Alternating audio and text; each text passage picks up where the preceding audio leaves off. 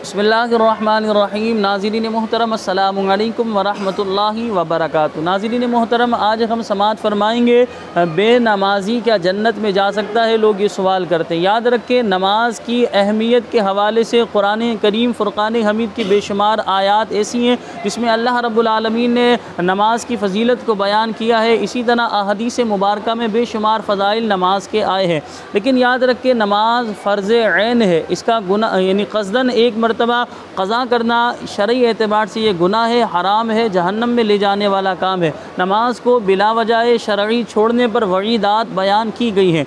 लेकिन अब सवाल ये पैदा होता है, नमाज फ़र्ज़ है, अगर कोई सुस्ती काहिली की वजह से नमाज़ें नहीं पढ़ता था, तो अब कोई शख्स उसे ये कहे, यानी कि जब उसकी उम्र ज़्यादा हो गई, वो मरने के वक्त है, तो अब कोई शख्स ये कहे कि भाई तुम जन्नत में नहीं जा सकते, तुम तो दोज़खी हो, तुम तो जहन्नमी हो, तो उसका ये जुमला कहना शरअन दुरुस्त नहीं है। इसकी वजह यह है कि याद रखें, नमाज क़ज़ा करना गुनाह ज़रूर है, लेकिन नमाज क़ज़ा करने की वजह से इंसान दायरा इस्लाम से ख़ारिज नहीं होता, इंसान काफिर नहीं होता। जब इंसान काफिर नहीं होता तो ज़ाहिर सी बात है, दो सूरतें होंगी। या तो अल्लाह रब्बुल आलमीन बेनमाजी को उसके गुनाह की सज़ा देगा, वो सज़ा भुगतने के बाद जन्नत में जाएगा, या अल्लाह तबारक व तआला अपने फ़ज़ल से उसे मुआफ़ फरमाएगा और वो उसे दाखिल जन्नत फरमा देगा। दो सूरतें होंगी।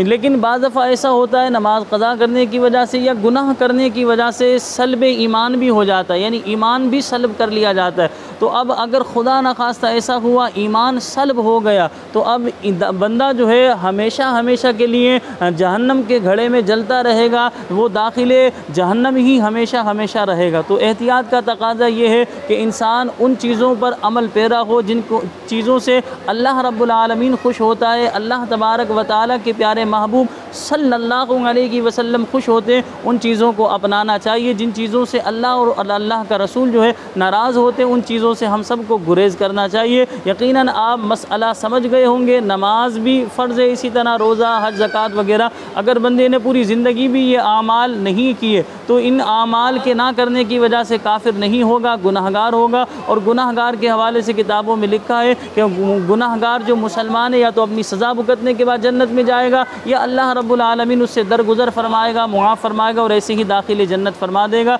ये अल्लाह रब्बुल आलमीन की मशीयत पर है। बहरहाल हम सब को चाहिए कि हम किसी को अल्लाह की रहमत से ना उम्मीद ना करें, मायूस ना करें। हमने हदीस पाक में ये बात पढ़ी है कि एक शख्स 100 अफराद का कातिल था, लेकिन अल्लाह रब्बुल आलमीन ने उसे मुआफ़ कर दिया। वो तौबा के इरादे से चला था, यहाँ तक कि मौत उस पर वाक़ हुई और अल्लाह तबारक व तआला ने उसे मुआफ़ फरमाया। तो हदीस पाक के मफ़हूम के मुताबिक कि 100 अफराद का कातिल बख्शा जा सकता है। तो अगर बिलफ़र्ज़ अल्लाह रब्बुल आलमीन बख्शने पर आए तो बेनमाजी को बख्श दे, इसमें कोई यानी बईद नहीं, अल्लाह रब्बुल आलमीन बख्शने वाला है। लेकिन हम सामने वाले को यही समझाएंगे कि नमाज की पाबंदी करें, कुरान और हदीस के मुताबिक अपनी ज़िंदगी गुजारें। मुझे अपनी दुआओं में याद रखिएगा। अस्सलामु अलैकुम वरहमतुल्लाहि वबरकातुहू।